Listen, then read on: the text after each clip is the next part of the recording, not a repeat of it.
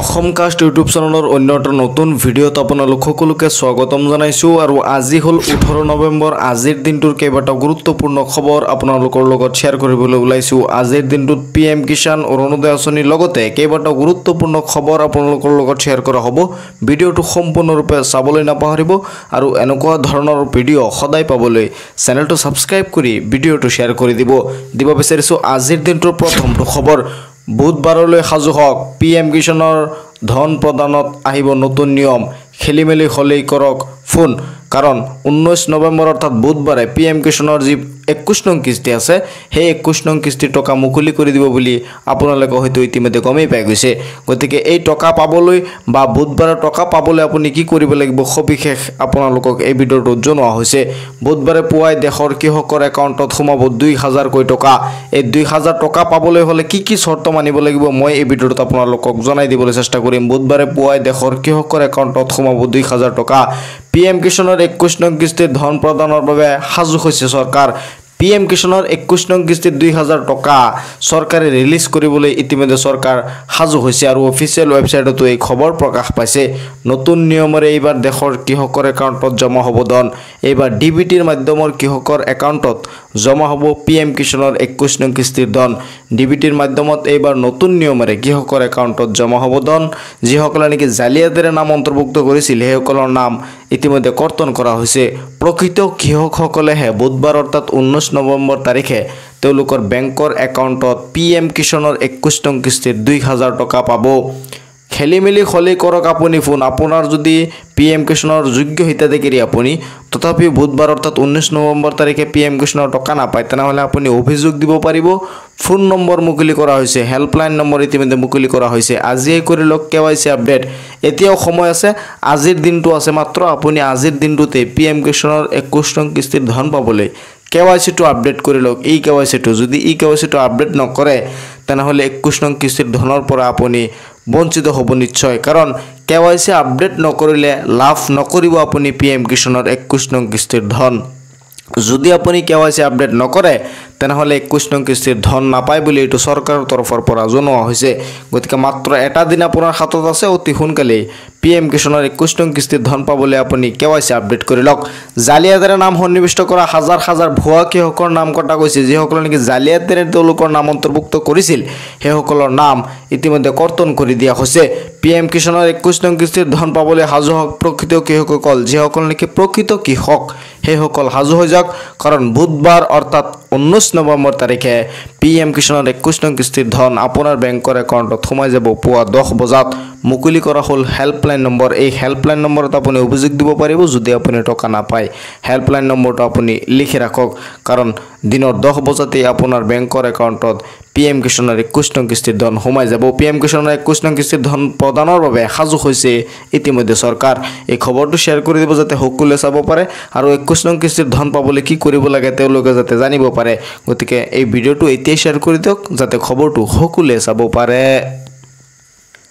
দিব বিচাৰিছো আন এটা গুৰুত্বপূৰ্ণ খবৰ 42 গৰাকী হজ যাত্ৰীৰ সৈতে কৰুণ ঘটনা মুকলি হল হেল্পলাইন নম্বৰ যোগাযোগ কৰক কন্ট্ৰোল ৰুমৰ বিষয়ৰ সৈতে সৌদি আৰবত জীৱন্তে অগ্নিদগ্ধ 42 গৰাকী ভাৰতীয় উমৰা হজলৈ যোৱা ভাৰতীয় যাত্ৰীৰ কৰুণ মৃত্যু বাছ আৰু টেংকাৰৰ মাজত মুখামুখি সংঘৰ্ষৰ ফলত 42 গৰাকী হজ যাত্ৰীৰ কৰুণ মৃত্যু হয় মৃতকৰ চিনাক্তৰ বাবে ভাৰতীয় দূতাবাসৰ লগত যোগাযোগ সৌদি আৰবৰ এই মৃতক যি মানুহৰ মৃত্যু হৈছে 42 গৰাকী মানুহৰ চিনাক্তকৰণৰ বাবে ভাৰতীয় দূতাবাসৰ লগত যোগাযোগ কৰিছে সৌদি আৰবে মুকলি কৰা হৈছে হেল্পলাইন নম্বৰ ইতিমধ্যে হেল্পলাইন নম্বৰো মুকলি কৰা হৈছে যাতে এই মানুহখিনিক চিনিব পৰা যায় হেল্পলাইন নম্বৰটো হয়তো দেখা পাইছে 800244 333 800244 প্ৰথমটো হেল্পলাইন নম্বৰ হয়তো আপোনালোকে দেখা পাইছে দ্বিতীয়টো হেল্পলাইন নম্বৰ হয়তো আপোনালোকে দেখা পাইছে 0122614093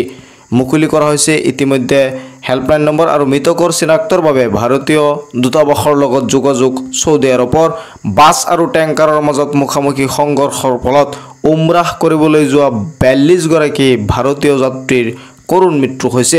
সৌদি আৰবত জীবন্তে অগ্নিদগ্ধ 42 গৰাকী ভাৰতীয় 42 গৰাকী হজযাত্ৰীৰ সৈতে কৰুণ ঘটনা। ইতিমধ্যে হেল্পলাইন নম্বৰও মুকলি কৰা হয়েছে। উমৰা হজলৈ যোৱা ভাৰতীয় যাত্ৰীৰ কৰুণ মৃত্যু। দিব বিচাৰিছোঁ আন এটা গুৰুত্বপূৰ্ণ খবৰ। মধ্য অসমত আকৌ চলিব উচ্ছেদ। হাজাৰ হাজাৰৰো অধিক বেদখলকৃত ভূমিত চলিব বুলডোজাৰ। প্ৰশাসনিক বিষয়াই বান্ধি দিলে সময়সীমা। মধ্য অসমত আকৌ চলিব উচ্ছেদ। 6,000ৰো অধিক বেদখলকৃত ভূমিত চলিব বুলডোজাৰ। প্ৰশাসনিক বিষয়াই বান্ধি দিলে সময়সীমা। মধ্য অসমত আকৌ চলিব উচ্ছেদ অভিযান। 6,000ৰো অধিক বেদখলকৃত ভূমিত চলিব বুলডোজাৰ।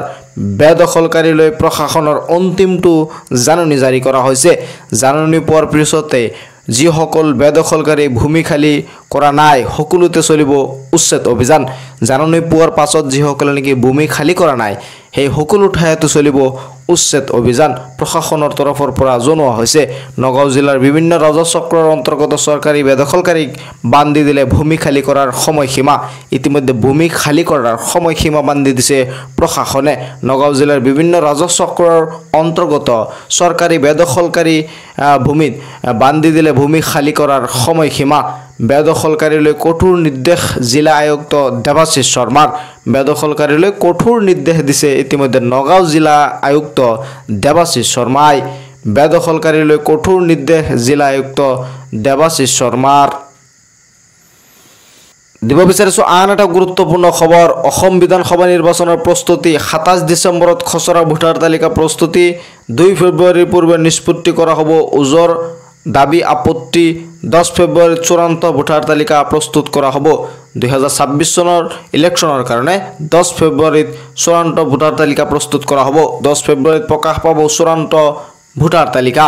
অসম বিধানসভা নিৰ্বাচনৰ প্ৰস্তুতি ইতিমধ্যে আৰম্ভ হৈছে। 27 ডিচেম্বৰত খচৰা ভোটাৰ তালিকা প্ৰকাশ পাব। 27 ডিচেম্বৰত প্ৰকাশ পাব খচৰা ভোটাৰ তালিকা আৰু 10 ফেব্ৰুৱাৰী তাৰিখে প্ৰকাশ পাব ফাইনেল যিটো ভোটাৰ তালিকা আছে চূড়ান্ত ভোটাৰ তালিকা 10 ফেব্ৰুৱাৰী তাৰিখে প্ৰকাশ পাব বুলি জনোৱা হৈছে। 2 ফেব্ৰুৱাৰীৰ পূৰ্বে নিষ্পত্তি কৰা হ'ব দাবী ওজৰ আপত্তি। 10 ফেব্ৰুৱাৰীত প্ৰকাশ পাব চূড়ান্ত ভোটাৰ তালিকা।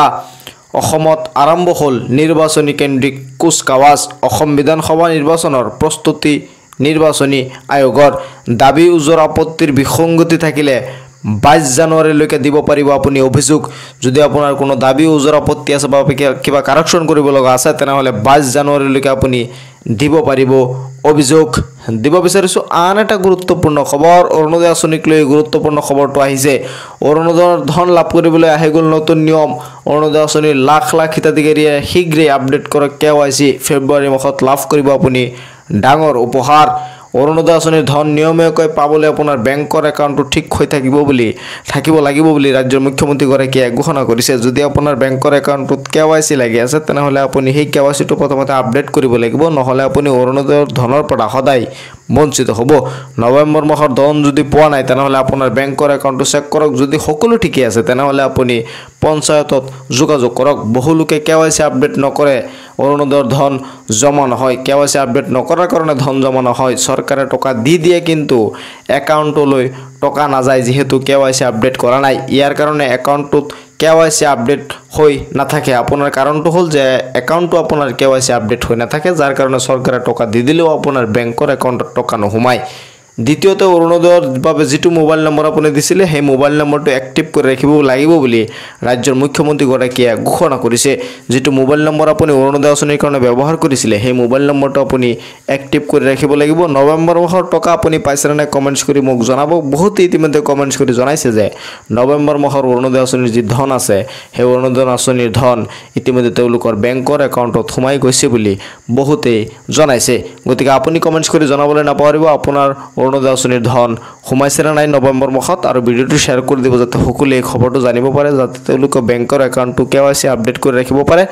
কাৰণ ডিচেম্বৰ মাহৰ 10 তাৰিখে যদি আপুনি টকা পাব বিচাৰে তেনেহ'লে আপোনাৰ বেংকৰ একাউণ্টটো ঠিক হৈ থাকিব লাগিব।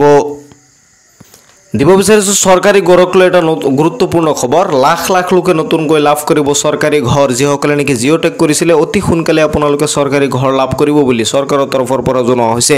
7 লাখ লোকৰ ঘৰ দিয়াৰ লক্ষ্য হিমন্ত বিশ্ব শৰ্মা চৰকাৰৰ। হিমন্ত বিশ্ব শৰ্মা চৰকাৰৰ বৃহৎ ঘোষণা। সকলো দুখীয়া লোককে সাঙুৰি ল'ব এই আঁচনিয়ে। প্ৰধানমন্ত্ৰী আৱাস যোজনা আৰু মুখ্যমন্ত্ৰী আৱাস যোজনাৰ অধীনত লাভ কৰিব এই ঘৰসমূহ যিসকলে নেকি জিঅ'টেক কৰিছিলে সেইসকলৰ কাৰণে ভাল খবৰ আপোনালোকে অতি সোনকালে চৰকাৰী ঘৰসমূহ পাবলৈ সক্ষম হ'ব আপোনাৰ ঘৰটো যদি চেংচন হৈ গৈছে তেনেহ'লে প্ৰথম কিস্তিৰ যি ৩২,৫০০ টকা আছে অতি সোনকালে আপোনাৰ বেংকৰ একাউণ্টত সোমাই যাব নৰেন্দ্ৰ মোদী চৰকাৰে আবণ্টন দিছে ৩ কোটি চৰকাৰী ঘৰ কোনো পৰিয়ালে নাথাকিব কেঁচা ঘৰত এতিয়াৰ পৰা কোনো পৰিয়ালে কেঁচা ঘৰত থাকিব নালাগে বুলি মন্ত্ৰী ৰঞ্জিত দাসৰ ডাঙৰ মন্তব্য আহি গৈছে মন্ত্ৰী ৰঞ্জিত দাসে ডাঙৰ মন্তব্য কৰিছে যে এতিয়াৰ পৰা কোনো লোকেই কেঁচা ঘৰত থাকিব নালাগে প্ৰধানমন্ত্ৰী আৱাস যোজনা আৰু মুখ্যমন্ত্ৰী আৱাস যোজনাৰ অধীনত আপোনাক চৰকাৰী ঘৰ দিয়া হ'ব যেহেতু আপুনি জিঅ'টেক কৰিছিলে অতি সোনকালে আপোনাৰ বেংকৰ একাউণ্টত প্ৰথম কিস্তিৰ যি ৩২,৫০০ টকা আছে অতি সোনকালে আপোনাৰ বেংকৰ একাউণ্টত সোমাই যাব দিব বিচাৰিছোঁ আধাৰ কাৰ্ডক লৈ কেইবাটাও নতুন নিয়ম আধাৰ কাৰ্ডক লৈ আহিল কেইবাটাও নতুন নিয়ম তিনিটা বিশেষ কাম কৰিলে সক্ৰিয় হৈ থাকিব আপোনাৰ আধাৰ কাৰ্ড আৰু পান কাৰ্ডক লিংক কৰাৰ বাবে এটা নিৰ্দিষ্ট সময়সীমা ইতিমধ্যে বান্ধি দিয়া হৈছে এই সময়সীমাৰ ভিতৰত যদি আপুনি লিংক নকৰে তেনেহ'লে আপোনাৰ আধাৰ কাৰ্ড আৰু পেন কাৰ্ড সক্ৰিয় হৈ নাথাকে কেৱল অনলাইনৰ দ্বাৰাহে কৰিব পাৰিব এই তিনিটা কাম আধাৰ কাৰ্ডত নাম ঠিকনা মোবাইল নম্বৰ ভুল হৈ থকাসকলৰ বাবে ইতিমধ্যে আহি গৈছে ডাঙৰ খবৰ নাম ঠিকনা মোবাইল নম্বৰ শুদ্ধ কৰিবলৈ আপুনি ভৰিব লাগিব ৭৫ টকা ফটো লগতে আঙুলিৰ ছাপ দিবলৈ ভৰিব লাগিব আপোনাৰ ১২৫ টকা আধাৰ কাৰ্ডৰ সৈতে পান কাৰ্ড লিংক কৰাৰ বাবেও তাৰিখ নিৰ্ধাৰণ কৰা হৈছে ইতিমধ্যে যদি আপুনি আধাৰ কাৰ্ডৰ সৈতে পান কাৰ্ড লিংক কৰা নাই সেই কাৰণে এটা তাৰিখ নিৰ্ধাৰণ কৰি দিয়া হৈছে ৩১ ডিচেম্বৰৰ ভিতৰত আধাৰৰ সৈতে লিংক কৰক আপোনাৰ পান কাৰ্ড ৩১ ডিচেম্বৰৰ ভিতৰত আপোনাৰ আধাৰ কাৰ্ডৰ সৈতে পান কাৰ্ডটো লিংক কৰিব লাগিব নহ'লে কিন্তু পৰৱৰ্তী সময়ত আপুনি কৰিব নোৱাৰে ২০২৬ চনৰ ১৪ জুন তাৰিখলৈকে বিনামূলীয়াকৈ কৰিব পাৰিব নথি আপডেট ২০২৬ চনৰ ১৪ জুনলৈকে আপুনি এই কামসমূহ বিনামূলীয়াকৈ কৰিব পাৰিব নথি আপডেটসমূহ বিনামূলীয়াকৈ কৰিব পাৰিব তাৰ পৰৱৰ্তী সময়ত আপোনাৰ ৭৫ টকা আৰু ১২৫ টকা ফিজ দিব লাগিব গতিকে আপোনাৰ আধাৰত যদি কিবা কাৰেকশ্যন আছে অতি সোনকালে কাৰেকশ্যনখিনি কৰাই লওক নহ'লে কিন্তু পৰৱৰ্তী সময়ত আপোনাৰ টকা ভৰিব লাগিব আৰু যদি আপুনি আধাৰ কাৰ্ডৰ সৈতে পান কাৰ্ডটো লিংক কৰা নাই তেনেহ'লে ৩১ ডিচেম্বৰৰ আগত আপুনি আধাৰ কাৰ্ডৰ সৈতে পান কাৰ্ডটো লিংক কৰাই লওক এই খবৰসমূহ শ্বেয়াৰ কৰি দিব যাতে সকলোৱে চাব পাৰে আধাৰ কাৰ্ডক লৈ লগতে PM কিষাণ অৰুণোদয় আঁচনিৰ লগতে চৰকাৰী ঘৰক লৈ কেইবাটাও গুৰুত্বপূৰ্ণ খবৰ আপোনালোকক এই ভিডিঅ'টোত একেলগে শ্বেয়াৰ কৰা হৈছে গতিকে ভিডিঅ'টো শ্বেয়াৰ কৰি দিয়ক যাতে সকলোৱে এই খবৰসমূহ চাব পাৰে মোৰ চেনেলটো এতিয়া ছাবস্ক্ৰাইব কৰি দিয়ক যেতিয়া মই পৰৱৰ্তী ভিডিঅ' আপলোড কৰোঁ আপোনালোকে অতি সহজতে সেই ভিডিঅ'সমূহ চাব পাৰিব চাই থাকিব আপোনালোকৰ আপোন চেনেল অসম কাষ্ট।